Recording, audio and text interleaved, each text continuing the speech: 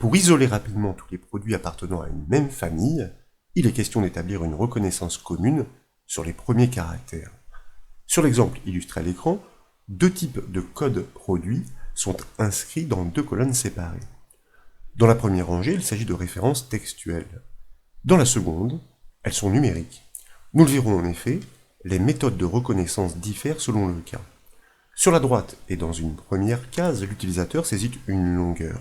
Nous pouvons le faire ici en modifiant, en poussant le nombre de caractères de 4 à 8 unités. Constatez que, instantanément, les repérages se restreignent dans les deux tableaux. Il est question ici de pouvoir identifier quels sont les codes qui commencent par les mêmes n premiers caractères selon l'information numérique définie par l'utilisateur dans cette cellule.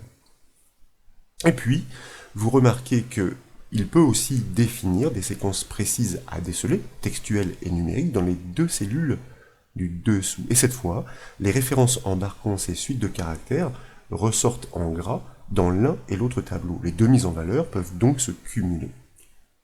Pour développer ces techniques, nous suggérons d'appuyer les travaux sur un classeur Excel hébergeant ces séries de références différentes. Et comme toujours, ce classeur est offert au téléchargement depuis le site monbach.fr. Nous retrouvons bien les deux rangées de codes produits, donc textuels et numériques. Sur la droite, nous le savons, l'utilisateur saisit une longueur en cellule G4. Il s'agit du nombre de premiers caractères, nous l'avons dit, que doivent avoir en commun les références pour être repérées. Puis il saisit une séquence textuelle et une séquence numérique en cellules G7 et G8. L'objectif est de faire ressortir dans les deux cas les codes produits proposant exactement cet enchaînement de caractères, même s'ils ne correspondent pas au nombre total de lettres ou de caractères embarqués dans les chaînes finales. Pour faire ressortir les références qui comptent les mêmes premières lettres, nous devons les dénombrer avec la fonction nb.si. Mais comme le critère du décompte n'est pas fixe, nous devons appeler les wildcards à la rescousse. La longueur de la séquence préliminaire est variable selon l'indication numérique fournie par l'utilisateur. Nous devons la chercher, peu importe ce qui se trouve après ces lettres. Pour débuter donc, je vous invite à sélectionner tous les codes textuels par la plage de cellules C4 à C13 à zoner, puis dans l'enchaînement dans la section style du ruban accueil, nous allons cliquer sur le bouton mise en forme conditionnelle pour choisir en bas des propositions l'option nouvelle règle, et dans la boîte de dialogue qui suit, nous allons sélectionner le type utiliser une formule, car nous allons bâtir cette syntaxe, et de fait, nous cliquons dans la zone de saisie du dessous pour l'activer, nous tapons le symbole égal pour initier la syntaxe de la formule, de la règle, et là nous inscrivons, comme nous l'avons annoncé, la fonction de dénombrement nb.si, suivie d'une parenthèse ouvrante. Et de nouveau, nous allons désigner les références à analyser, donc cette fameuse plage C4, C13 qui doit être étudiée. Nous tapons un point-virgule pour passer dans l'argument du critère à compter. Nous devons compter tous les codes produits pour lesquels d'autres références commencent par les mêmes premières lettres. Cette quantité dépend de l'information numérique saisie par l'utilisateur en cellule G4. Et pour analyser une chaîne sur ces premiers caractères, il existe la fonction Excel gauche. C'est la raison pour laquelle nous l'inscrivons, suivi d'une parenthèse ouvrante, et là nous désignons le premier code produit à comparer aux autres en cliquant directement sur sa cellule C4. Et comme toujours dans une mise en forme conditionnelle, la référence apparaît figée par défaut avec $1 devant le C, $1 devant le 4. Or, toutes ces références doivent être analysées. C'est la raison pour laquelle je vous invite à enfoncer 3 fois de suite la touche F4 du clavier pour éliminer ces dollars. Ensuite, nous passons un point-virgule pour passer dans la longueur de découpe de la fonction gauche. Et naturellement, nous cliquons sur le choix de l'utilisateur en cellule G4. Cette fois, nous conservons les dollars. Au gré de l'analyse chronologique de la règle, c'est toujours cette information qui doit être utilisée pour la découpe. Elle ne doit donc pas se déplacer. Nous pouvons fermer la parenthèse de la fonction gauche, naturellement. Ce critère strict ne pourra jamais être trouvé, vous en conviendrez, dans la mesure où les codes produits sont composés d'autres caractères.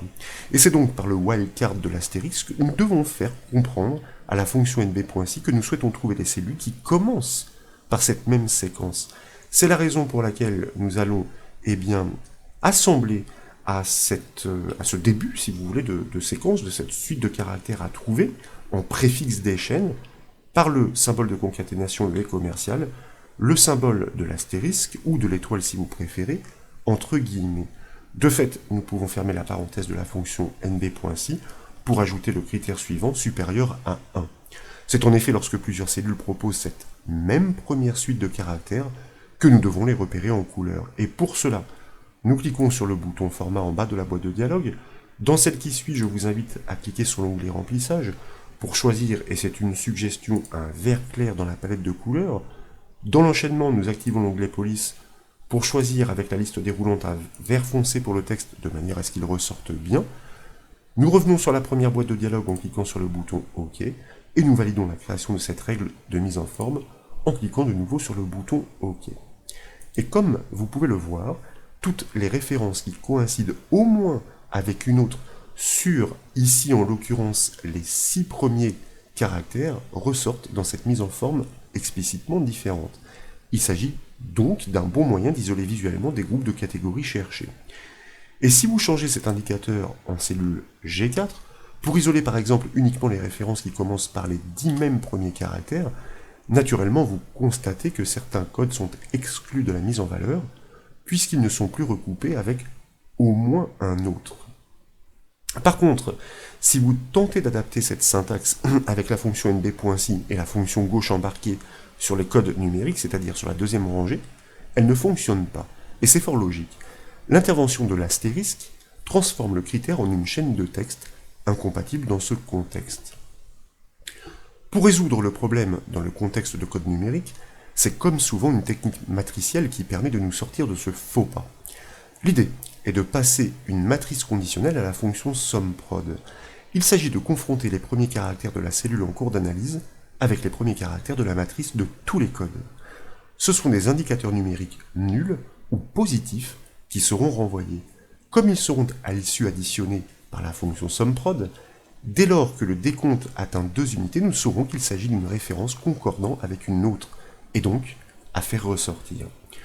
Pour procéder donc, je vous propose de sélectionner maintenant tous les codes numériques. Cette fois, il s'agit de la plage qui va de la cellule E4 à la cellule E13. Comme précédemment, nous cliquons sur le bouton mise en forme conditionnelle. Nous choisissons de bâtir une nouvelle règle à partir d'une formule. Nous cliquons dans la zone de texte, nous tapons le symbole égal pour initier la syntaxe de la formule. Et là, nous inscrivons premièrement notre fonction matricielle SUMPROD suivie d'une parenthèse ouvrante. Et dans l'enchaînement, je vous invite à ouvrir une nouvelle parenthèse pour accueillir une matrice conditionnelle, car nous devrons ensuite la convertir ces booléens en chiffres pour pouvoir les additionner.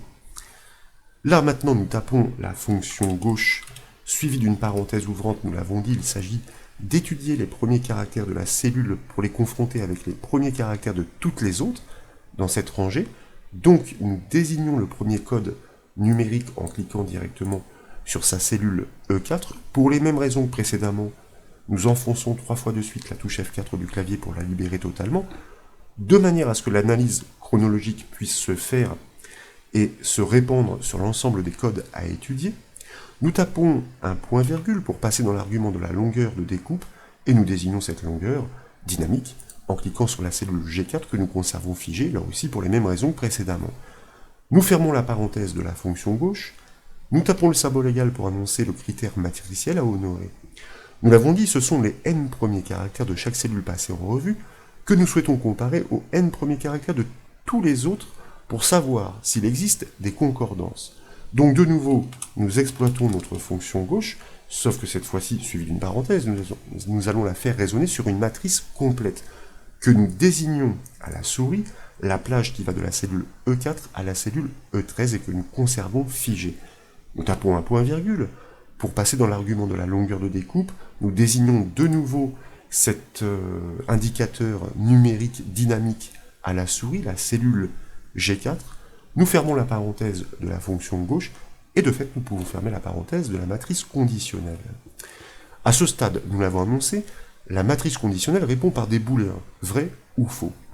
Pour qu'ils puissent être additionnés par la fonction SUMPROD, afin de déterminer quels sont les codes possédant les mêmes débuts de séquence, nous devons les convertir en chiffres. Et c'est la raison pour laquelle, eh bien voyez-vous, cette matrice conditionnelle est embarquée dans des parenthèses, une sorte de factorisation pour que nous puissions ici réaliser la multiplication par le chiffre 1, qui va permettre de forcer cette conversion en valeur numérique des 1 ou des 0 à la place des vrais et des faux.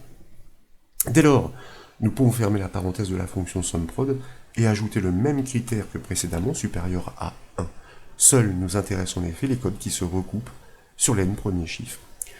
Comme précédemment, là encore, nous cliquons sur le bouton Format, nous activons l'onglet Remplissage, nous choisissons un vert clair pour le fond, dans l'onglet Police, nous choisissons un vert foncé pour le texte, nous revenons sur la première boîte de dialogue par le bouton OK, nous validons la création de la règle de nouveau par le bouton OK, et si vous aviez choisi une longueur de 10 unités comme c'est mon cas, de retour sur la feuille, vous avez la désagréable sensation de penser que cette règle ne fonctionne pas, puisqu'aucun code numérique n'est révélé par la mise en forme. Cela tient simplement au fait qu'aucune référence numérique ne propose la même suite sur 10 chiffres consécutifs en début de chaîne.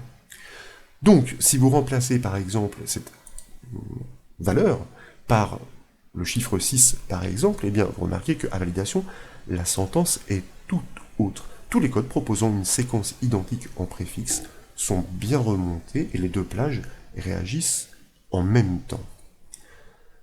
Pour repérer maintenant une séquence précise, en l'occurrence textuelle dans les cellules, le défi est simple. Il consiste à faire ressortir en gras donc toutes les cellules de texte portant la séquence mentionnée dans cette cellule G7. Quand il s'agit de texte, rien n'est plus facile. La fonction Excel cherche permet de déceler la présence d'un fragment dans une chaîne. Pour le démontrer, et donc en gras en l'occurrence, c'est ce que nous avions dit, nous resélectionnons notre plage de cellules C4, C13, bouton mise en forme conditionnelle, nouvelle règle, à partir d'une formule, nous cliquons dans la zone de saisie, c'est assez redondant mais il faut bien passer par là, et là, nous allons bâtir une syntaxe faisant appel à la fonction cherche.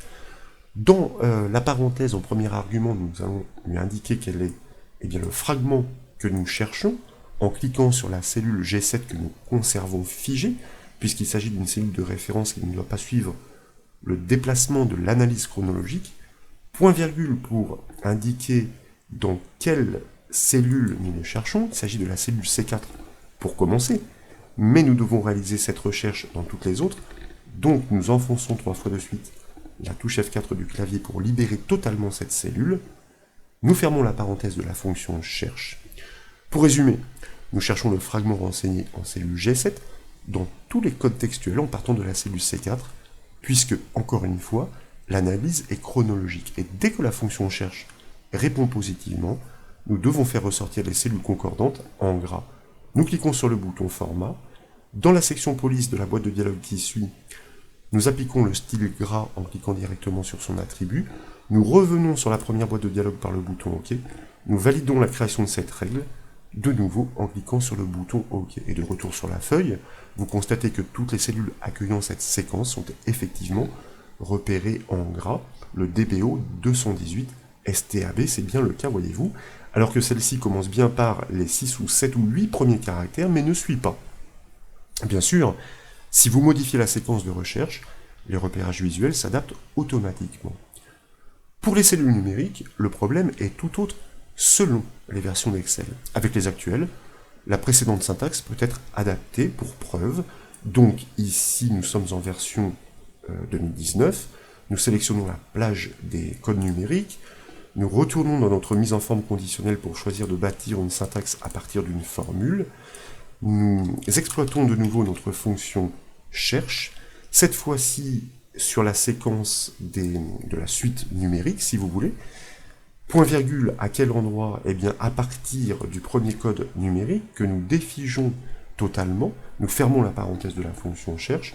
Lorsque cette fonction répond positivement, nous appliquons un format, le style gras, que nous validons une première fois, une deuxième fois, et vous remarquez que, effectivement, eh bien, la réaction est la même. Tous les codes numériques qui proposent cette séquence du moins sur les premiers chiffres, eh bien, tous ces codes répondent favorablement. En revanche, eh bien, si vous travaillez avec des versions qui sont plus anciennes, il faut agir sur des nombres convertis en texte grâce à la fonction Excel texte pour trouver la concordance avec la série de chiffres fournie en cellule G8. Et si la syntaxe vous intéresse, eh bien, sachez que elle est fournie sur le pas à pas détaillé qui est relié à cette vidéo, donc sur le site bombache.fr. Quoi qu'il en soit, j'espère que cette nouvelle astuce vous a plu. Si c'est le cas, comme toujours, je compte sur vous pour mettre un petit j'aime à la vidéo, et comme vous le savez, vous pouvez retrouver toutes les astuces, mais aussi toutes les formations, sur le site bombache.fr. Je vous remercie.